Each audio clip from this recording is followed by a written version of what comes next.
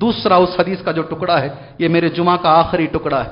دوسرا گناہ جس کی سزا اس دنیا میں ملتی ہے، آپ چہرہ ہلا کر میری گواہی دیں گے.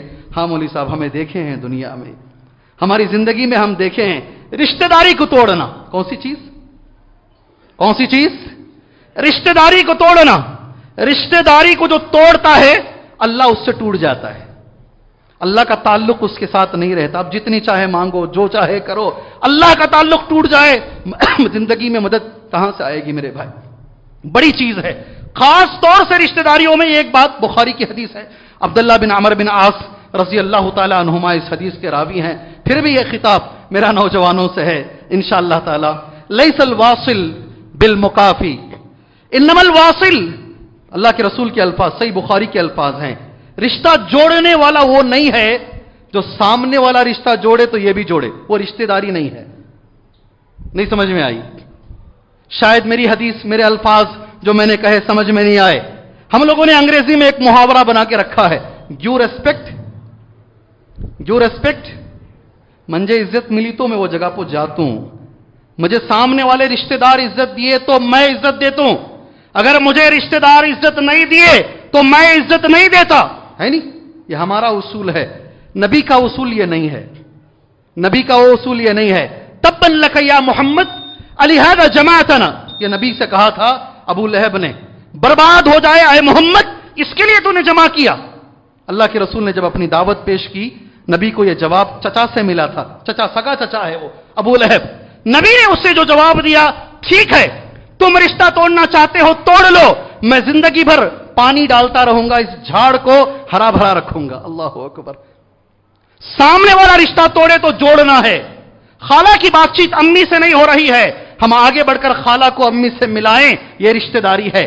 چچا کی بات چیت ابا سے نہیں ہو رہی ہے، آگے بڑھ کر بیٹا چچا کو منائے، والد سے ملائے، یہ رشتہ داری ہے. نبی نے یہی کہا ہے. وقت ہو گیا، سیرن ہمارا بچ گیا ہے. اگر رشتہ داری میں سب سے نمبر 1 اگر کوئی رشتہ داری آتی ہے وہ ماں کی رشتہ داری ہے، اور اس کے ساتھ باپ کی رشتہ داری ہے. نبی نے کہا صلی اللہ علیہ وسلم، اس دنیا میں اگر آپ ماں باپ کے ساتھ بدسلوکی کرو گے، اللہ کی قسم تمہارے بچے تمہارے ساتھ کریں گے، ضرور کریں گے. میں تو تقریباً ہر ہفتے دیکھ رہا ہوں. آپ کب دیکھ رہے ہیں مجھے نہیں معلوم، میں تو ہر ہفتہ دیکھ رہا ہوں. اس نے اپنے والد کو ستایا ہے تو اس کے بچے اسے اللہ ایسا ماحول بنا دے گا، زندگی اس جگہ پہ لا کے کھڑا کر دے گا. بڑے بڑے کروڑ پتی لوگ، آپ ابھی جائیں. ایسا نہیں ہونا چاہیے تھا مگر ہو رہا ہے. ایسا نہیں ہونا چاہیے تھا مگر ہو رہا ہے.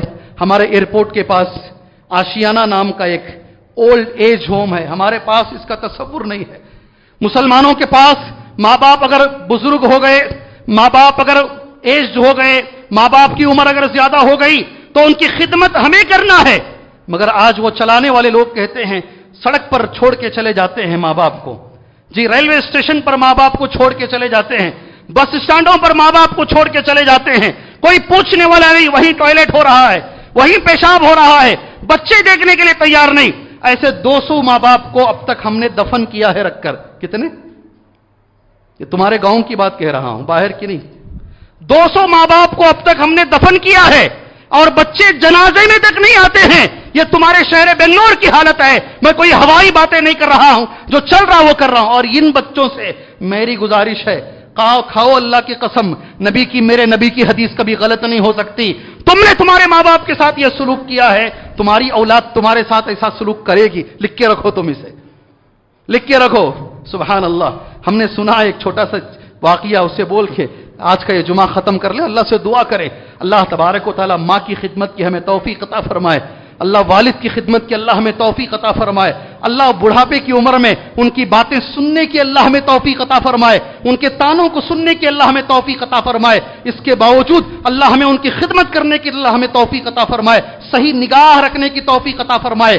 جواب نہ دینے کی اللہ تعالی ہمیں توفیق عطا فرمائے. ان کے سامنے عاجزی سے کھڑے رہنے کی اللہ ہمیں توفیق عطا فرمائے. سن لیجئے شادی کر کے لے کر آئے، یہ ہوا ہے، شادی کر لے کر آئے. 1 سال گزرا، 2 سال گزرا، بہو نے بار بار کہا ٹھیک ہے، ساس اگر ساتھ میں رہتی تو پھر ہم سسرے کو رکھ لیتے. آپ کام پر چلے جاتے ہیں، سسرے اکیلے رہتے ہیں، مسئلہ ہوتا ہے. بہت برداشت کے بعد اس نتیجے پر پہنچے کہ کسی طریقے سے لے جا کر کے کہیں چھوڑ کے آ جائیں. آپ یقین مانیں اس کو لے کر گئے, بیٹا ہی لے کر گیا باپ کو ایک جگہ چھوڑنے کے لیے. میں وہ مختصر کہہ رہا ہوں, وقت ہو چکا ہے. باپ نے بیٹے سے یہ کہا, یہاں مت چھوڑو میرے بھائی, مجھے ذرا 3 کلومیٹر آگے چھوڑو, اس لیے کہ میں نے میرے باپ کو یہیں چھوڑا ہے. نہیں سمجھ میں آئی بات؟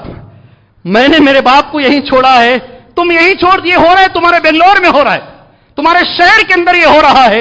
اللہ ہمیں اس کی توفیق عطا فرمائے. اللہ تبارک و تعالیٰ جو جنت کی ضمانت دی گئی ہے ماں کے پیروں کے نیچے, اللہ تبارک و تعالیٰ وہ ہمیں حاصل کرنے کی توفیق عطا فرمائے.